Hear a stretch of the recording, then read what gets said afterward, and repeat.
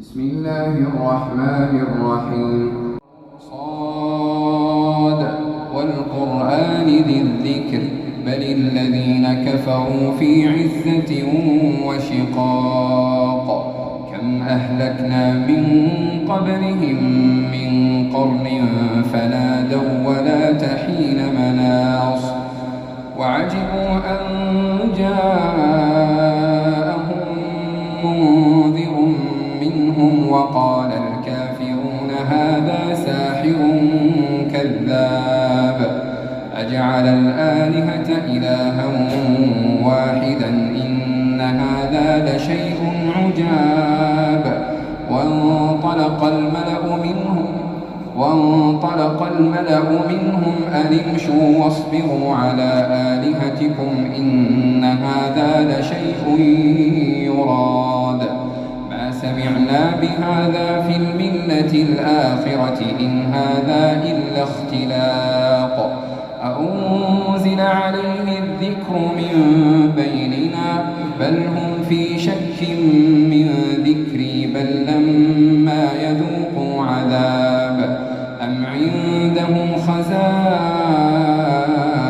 رحمة ربك العزيز الوهاب أم لهم ملك السماوات والأرض وما بينهما فليرتقوا في الأسباب جند ما هنالك مهزوم من الأحزاب كذبت قبلهم قوم نوح وعاد وفرعون ذو الأوتاد وثمود وقوم لوط وأصحاب الأيكة أولئك الأحزاب إن كل إلا كذب الرسل فحق عقاب وما ينظر هؤلاء إلا صيحة واحدة ما لها من فواق وقالوا ربنا عجل لنا قطنا قبل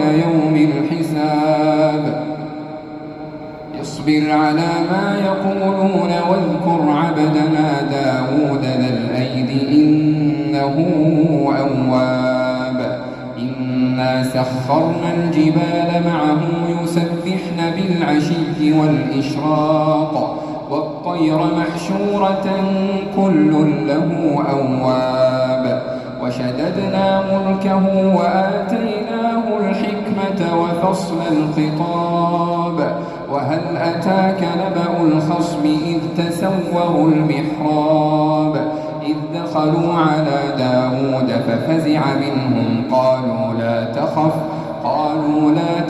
خصمان بغى بعضنا على بعض فاحكم بيننا بالحق ولا تشطط واهدنا إلى سواء الصراط إن هذا أخي له 99 نعجة ولي نعجة واحدة فقال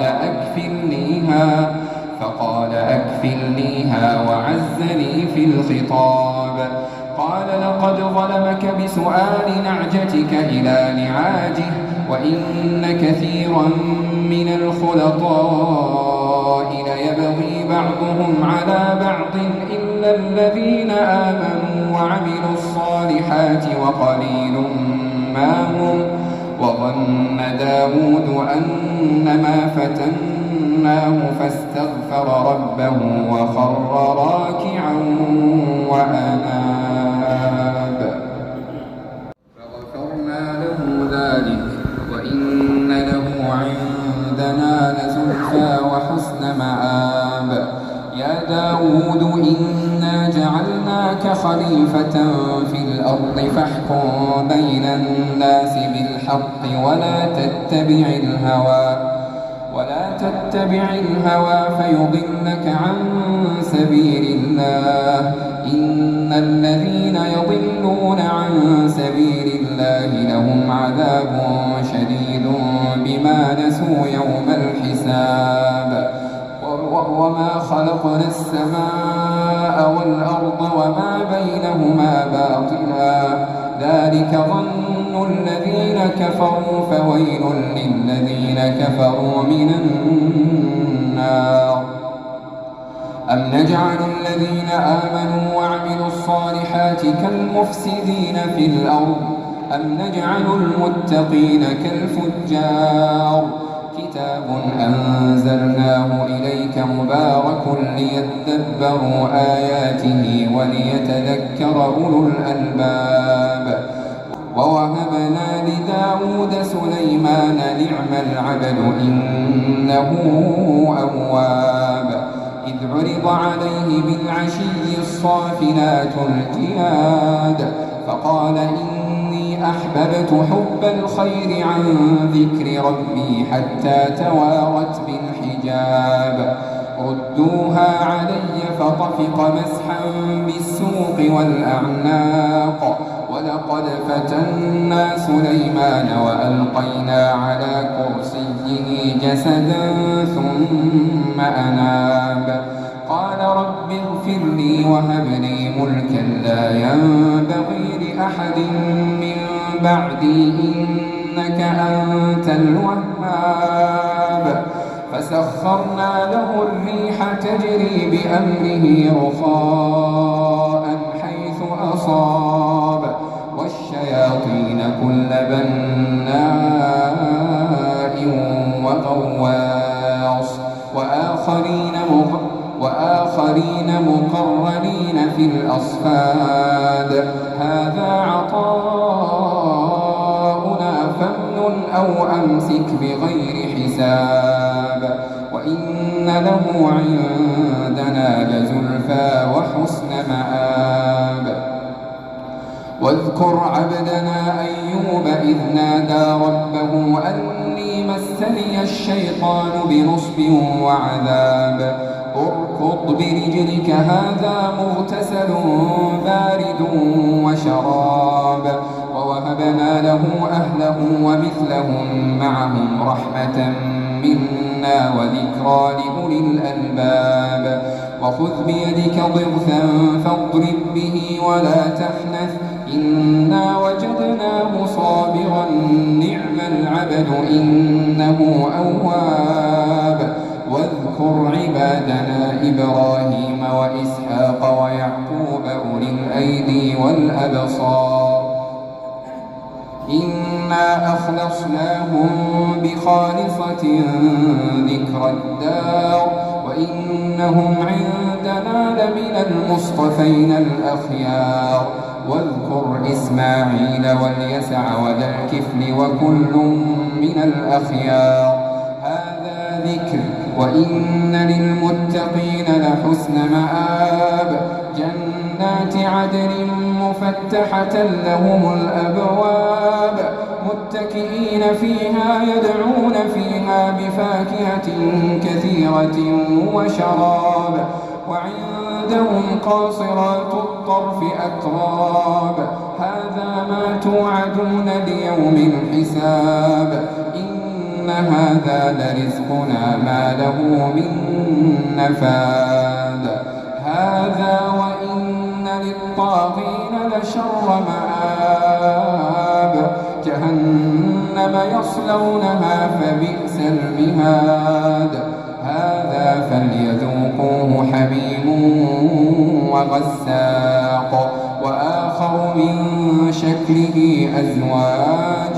هذا فوج مقتحم معكم لا مرحبا بهم إنهم صالوا النار. قالوا بل أنتم لا مرحبا بكم أنتم قدمتموه لنا فبئس القرار.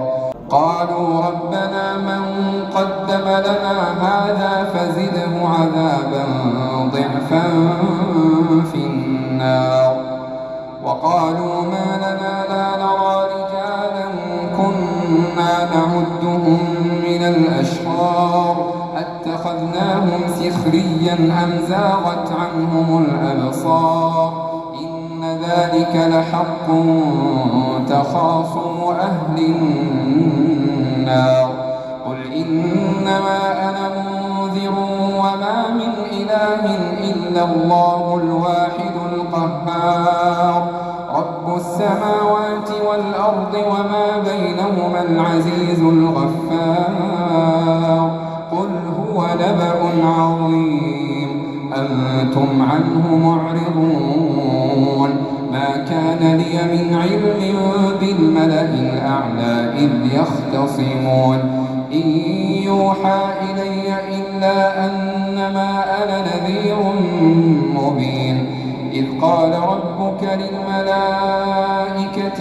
إني خالق بشرا من طين فإذا سويته ونفخت فيه من روحي فقعوا له ساجدين فسجد الملائكة كلهم أجمعون إلا إبليس استكبر وكان من الكافرين قال يا إبليس ما منعك أن تسجد لما خلقت بيدي أستكبرت أم كنت من العالين قال أنا خير منه خلقتني من نار وخلقته من طين قال فاخرج منها فإنك رجيم وإن عليك لعنتي إلى يوم الدين قال رب فأنظرني إلى يوم يبعثون قال فإنك من المنظرين